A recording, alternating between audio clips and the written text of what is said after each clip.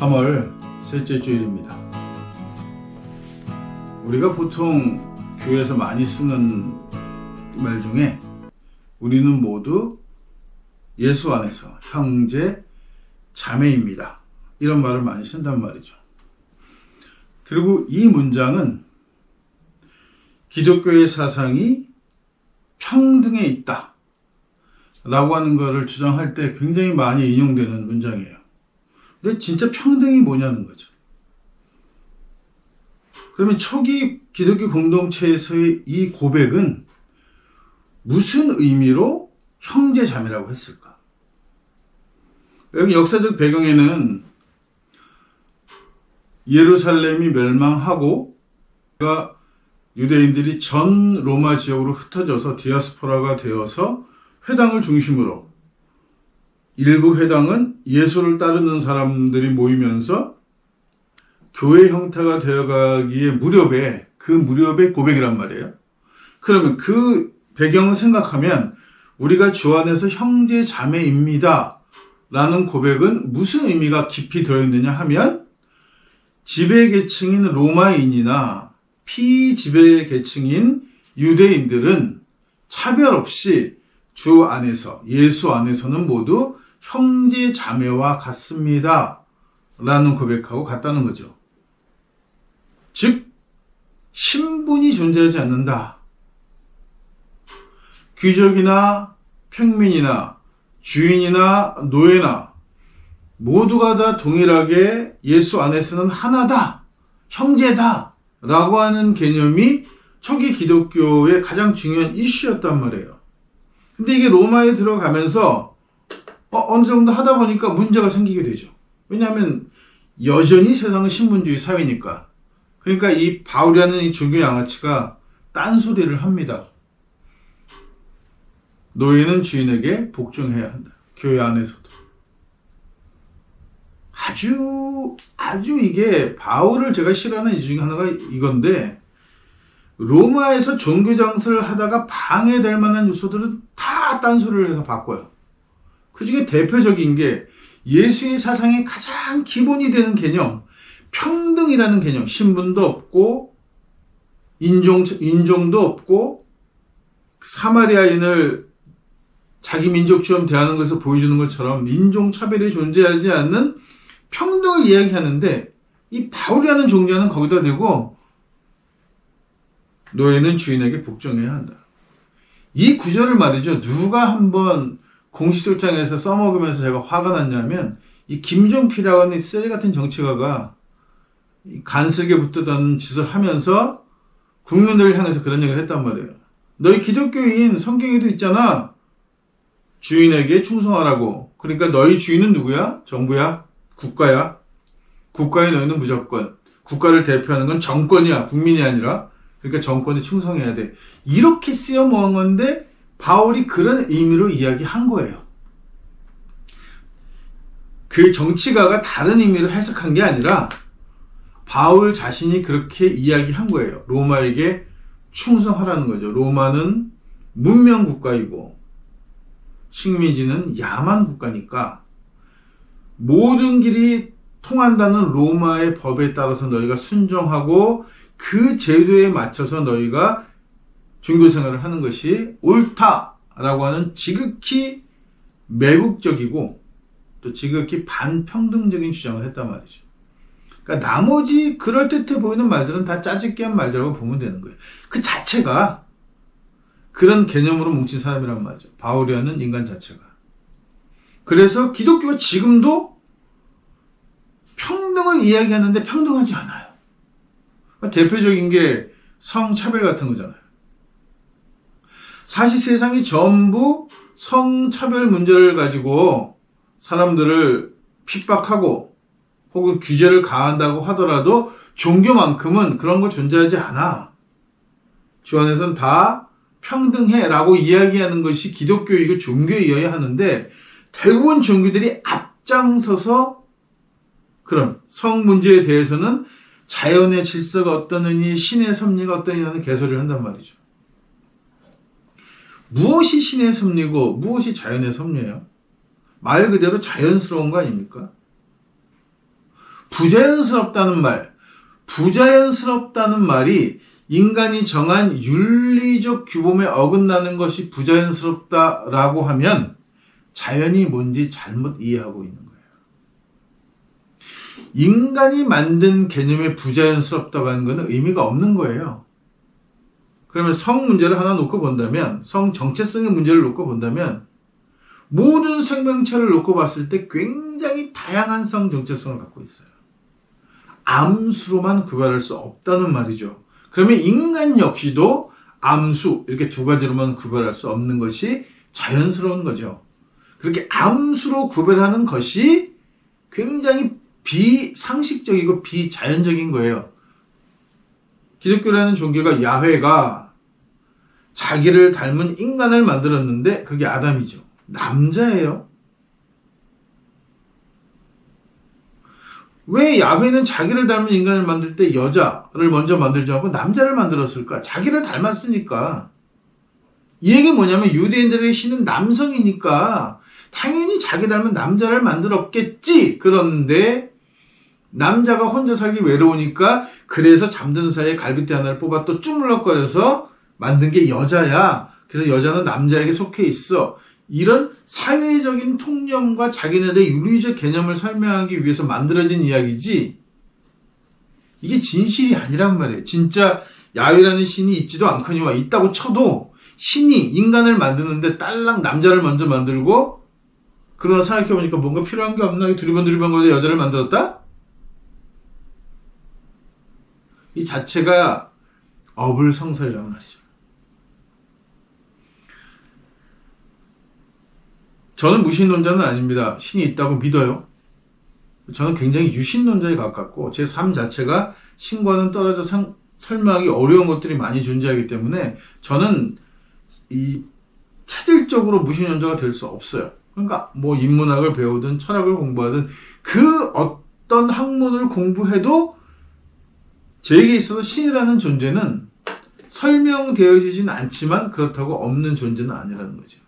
이런 경우에 신을 무엇이라고 정의할 것인가에 대한 고민들을 굉장히 많이 한다. 그래서 많이 정의들을 했잖아요. 종교들마다.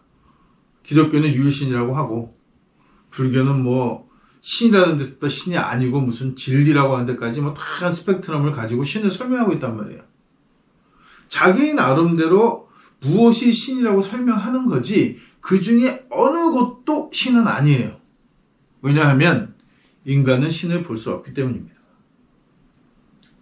우리가 예전에 뭐 철새 이야기 같은 걸 하면서 뭐 새들은 뭐 북극성을 따라서 뭐 간다느니 뭐 몸속에 그 자기장을 인지하는 뭐 기능이 있어가지고 북쪽을 알고 있다니 이런 소리를 굉장히 많이 했단 말이에요. 그런데 과학이 점점 발달하면서 새들이 방향을 정확하게 잡는 이유는 우리하고 다른 것을 보기 때문이에요.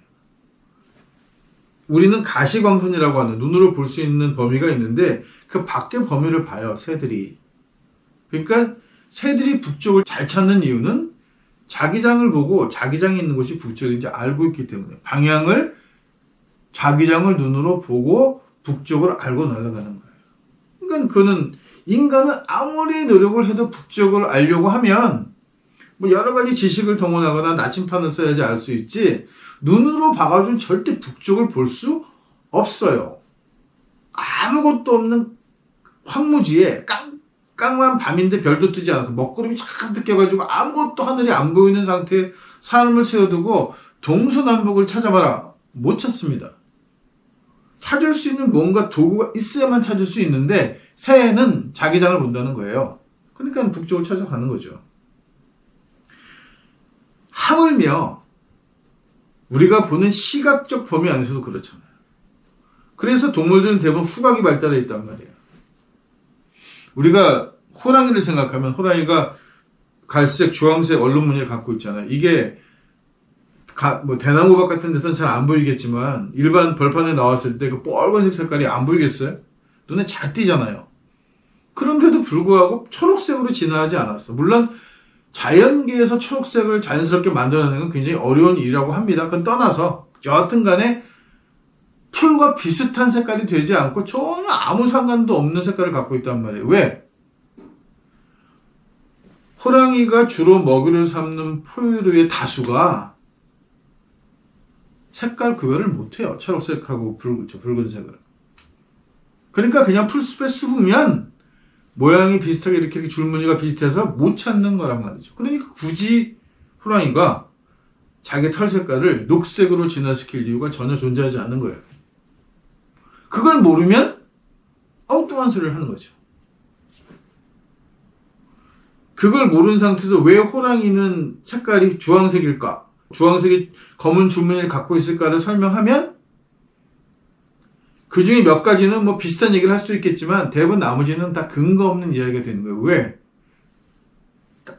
사슴이나 혹은 잡혀먹히는 동물들이 그 색깔을 구별하지 못하기 때문에 라고 하는 것이 전제되지 않는 한은 나머지는 다 헛소리인 거예요. 신에 대해서 신이 무엇이라고 전제할 수 있겠느냐? 그 무엇을 전제로 신이라고 설명할 수 있느냐? 라고 했을 때 가장 기본되는 전제는 뭐냐 하면 자연스러워야 한다는 거예요. 인위적이면 안 됩니다. 인위적이라는 말 자체가 가시광선과 같은 거예요.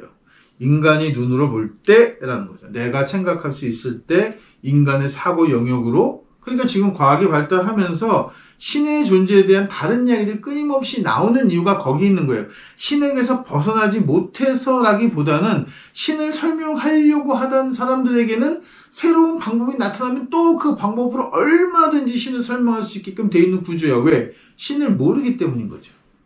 내가 아는 방법을 설명하고 있는 것 뿐이지 실제로 그건 신이 아니에요. 마치 이 이야기는 장님들이 코끼리를 만졌는데 어떤 사람은 뭐 다리를 만지고 기둥 같다, 뭐 코 만지고 큰 뱀 같다, 뭐 이런 얘기를 하는 것처럼 일부분을 보았으니까 그런 얘기를 하는 건데 그 일부분이 전체는 아니라는 거.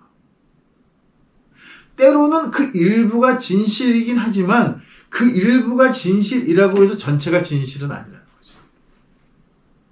부자연스럽단 말이에요. 이제 우리가 봄, 여름, 가을, 겨울이 생기는 이유를 알고 있습니다. 지구가 자전하고 태양계를 공전하면서 태양의 빛의 양에 따라 계절이 형성되고 뭐 이런 것들이 이제는 과학적으로 많이 설명했다는 건 말이에요. 그러니까 이제 어떻게 설명하냐 하면 전에는 이런 것들이 로마 신화 같은 거 보면 아폴론이 아침에 뭐 불마차를 타고 쫙 동쪽에서 올라가지고 하루 종일 뛰면 이렇게 축축축축축 이제 해가 이렇게 떠가지고 가라앉는다. 그래서 그걸 황도 길이라고 불렀단 말이에요. 뭐 걔네들 사고방식으로는 뭐 그럴만하죠. 우리도 24절기라는 절기를 만들어서 태양이 가는 길을 기록을 했어요. 왜 그렇게 갔는지는 몰랐지만 관찰을 해서 찾아낼 수 있었던 거죠. 근데 이제 과학이 발달하니까 이런저런 이유로 계절이 바뀐다. 태양이 이런 이유로 이런 궤도를 따라 일정이 흘러간다 설명하잖아요. 그러니까 이제 또 신학자들이 무슨 얘기를 하냐. 그 이치를 만들어낸 것이 신이다. 이런 소리를 하기 시작했단 말이죠. 그것도 진실은 아닐 거예요. 왜냐하면 아직까지도 우리가 우주를 다 모르는데 우주 뭐 팽창설도 있고 여러 가지 이론들이 있어요. 우주에 대한 여러 가지 이론들이 있는데 그 어느 것 하나도 정답은 아니에요. 가설인 거지. 그럴 수 있다라고 하는 거죠. 즉 신학은 교리로 확정 지을 수 없는 거예요. 사실. 왜냐하면 다 가설이기 때문에. 그럴 수 있는 가능성이 있는 거지 그렇지 않을 가능성이 훨씬 더 많은 거예요.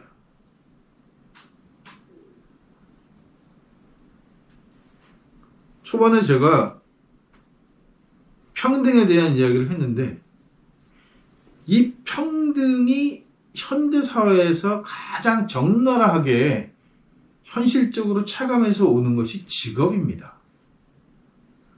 사람이 어떤 직업을 가지냐와 상관없이 평등해야 한다라고 하는 거죠. 이 평등 개념을 시작하게 된 것은 신분제도잖아요. 태어나면서부터 누구는 일을 하지 않고도 놀고 먹을 수 있는 귀족이나 양반이고 어떤 사람은 머리가 아무리 좋고 아무리 좋은 재주를 갖고 있어도 평생 노비로 살아야 하고 이런 것들이 불합리하니까 이것들을 깨트려서 누구든 태어날 때 평등해라고 하는 것이 현대에서 말하는 현재 우리가 알고 있는 평등 개념인데 평등합니까? 태어나면서 모든 사람이 동일하게 평등합니까? 평등하지 않잖아요. 종교조차도 평등하지 않습니다. 그러니까 당연히 주 안에서 모두가 다 형제 자매입니다. 우리는 다 평등해요 라고 한 종교 안에 성직 계급이 존재하는 거죠. 자기네들이 뭔데 지네들만 뭐 거룩한 가운을 입고 단을 만들어서 단 위에 올라가고 일반 신도들은 단 위에 올라오지 못해. 제가 어렸을 때 장로교를 잠깐 다닌 적이 있는데 그 제단에 올라가면 그 설교단에 올라가면 뭐 장로들이고 목사들이고 개 지랄을 하죠. 개거품 울면서 거룩한 단위에 감히 애가 올라왔다 이거죠. 여자도 못 올라가게 했어요. 그래서 남자 장로나 집사는 올라와서 그쪽 단에서 뭐 여러 가지 교회 얘기도 뭐를 할 수 있어도 여자는 아랫단을 쓰게 했단 말이에요. 단에 못 올라오게 했어요. 근데 여자는 언제 올라올 수 있느냐? 단에 청소할 때 올라올 수 있습니다. 말이 안 되는 거죠. 거기가 못 올라올 곳이면 청소는 장로 니들이 했었어야지. 지들이 청소하기 싫으니까 청소하고 꽃꽂이하고 이럴 때는 여자도 단에 올라와도 돼. 그런데 보통 때 올라오면 안 돼. 이런 계급이 주 안에서 평등하다 라고 이야기한 기독교 안에서조차도 자기네끼리 계급을 만들고 성직자들 간에도 계급을 쭉 만들어가지고 무슨 뭐 담임 목사니 부목사니 교육전도사니 뭐니 이렇게 계급을 쭉 나서 이것이 마치 신분처럼 작동을 하잖아요. 계급처럼. 거기다 주교 뭐 대주교 교황 이런 정말 가짜는 것들을 하면서 절대적인 권위를 내세우고 군대조직처럼 충성하게 만드는 거예요. 왜? 장사해야 하니까. 그런 신분제도 없이는 교인들을 통솔할 수 없으니까. 인간이 사람을 통제하려고 하는 방법을 동일하게 종교에서 사용하니까. 신이 하는 것이 아니라 인간이 하려고 하니까. 그래서 기독교에는 평등이 존재하지 않습니다. 기대하면 안 돼요. 종교 자체가 인간이 평등하다고 보지 않기 때문입니다. 그래서 시대가 발달하면서 우리가 신이 무엇인지 자유나 평등이라는 개념이 무엇인지를 다시 한번 깊이 생각해 볼 필요가 있는 겁니다.